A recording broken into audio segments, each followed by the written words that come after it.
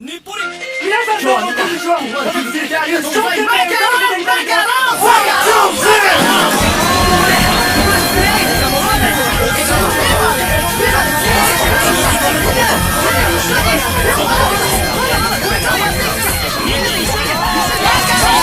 質問症の元気源は湧いた長安症に乗り上げている全同僚から新たな痛みを共有してくれる情報バイパス就職的なものを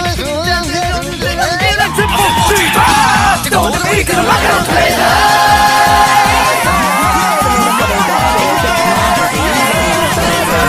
ー業務上のリズムに合わせて女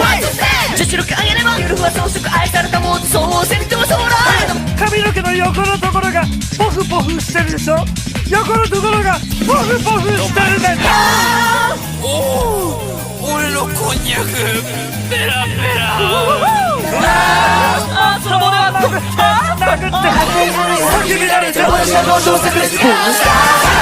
ように心を出したどうせ100年後の今頃にはみんな死にかけたいや触れる私を抱きしめて僕は激しく自分にさせた次の中にいた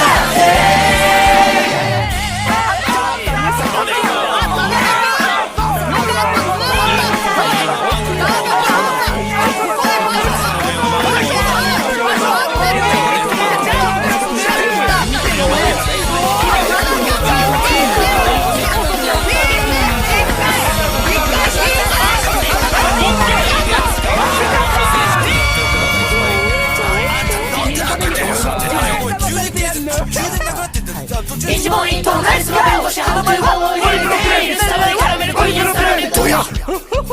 最後の質問プロピレンを使った合成樹脂はゴキブリでございます。プロピレンはまだ飲んだれば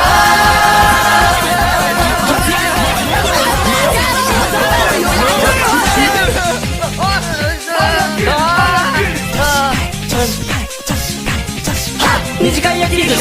くぐってよくビール